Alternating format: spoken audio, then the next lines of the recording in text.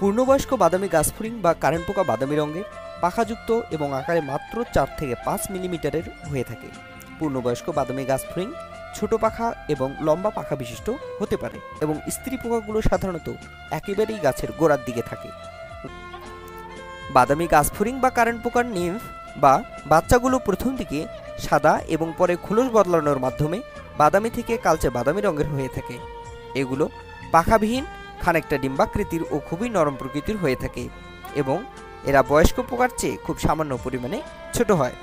এরা নিজের দেহের ওজনের তুলনায় 10 থেকে 12 গুণ বেশি পরিমাণে ধান গাছ থেকে রস চুষে খায় এবং দ্রুত বৃদ্ধিপ্রাপ্ত হয়। বাদামি গাছফড়িং বা কারেন্ট পোকার পূর্ণবয়স্ক ও নিম্ফ বা বাচ্চা উভয় অবস্থাতেই দলবদ্ধভাবে ধান গাছ এবং পাতা থেকে রস চুষে খেয়ে ক্ষতি সাধন করে থাকে।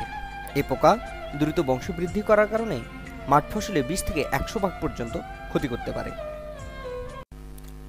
সুপ্রিয় কৃষক ভাই বোনেরা, আসুন এ পর্যায়ে আমরা মাঠে বাদামি গাছফড়িং বা কারেন্ট পোকার উপস্থিতি কিভাবে শনাক্ত করা যায় এ বিষয়ে বিস্তারিত কিছু জেনে নিই। কারেন্ট পোকা অত্যাধিক চালাক প্রকৃতির পোকা হয়ে থাকে। এ কারণে ক্ষেতের আইল থেকে 2 থেকে 3 পা ভিতরে আস্তে করে বসে কারেন্ট পোকার উপস্থিতি দেখতে হবে।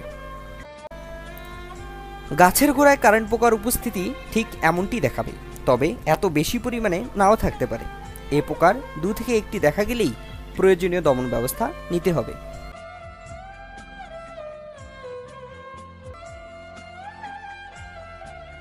কারেন্ট পোকা বা বিপিএস এর আক্রমণের মাত্রা বেশি হলে গাছের আগা পর্যন্ত এ পোকা দেখা যায়, তবে এই অবস্থাটি হচ্ছে সবচেয়ে মারাত্মক অবস্থা। এ পোকার তীব্র আক্রমণে গাছ প্রথমে হলুদ ও পরে শুকিয়ে যায়, ফলে দূর হতে ক্ষেতের স্থানে স্থানে পুড়ে যাওয়ার মতো বা বাজ পড়ার মতো অবস্থা সৃষ্টি হয়। ক্ষেতে বা মাঠে এ পোকার উপস্থিতি বা আক্রমণ দেখা গেলে আমাদের কি করণীয় থাকতে পারে সে বিষয়ে কিছুটা জেনে নিই। ক্ষেতে যদি পানি থাকে তা যত দ্রুত সম্ভব কমপক্ষে 7 থেকে 10 দিনের জন্য বের করে দিতে হবে।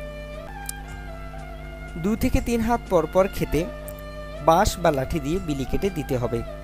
যেহেতু এ পোকা অন্ধকার, ভেজা, স্যাঁতস্যাঁতে জায়গায় থাকতে পছন্দ করে, তাই বিলি কেটে দিয়ে আলো বাতাসের ব্যবস্থা করে দিতে হবে।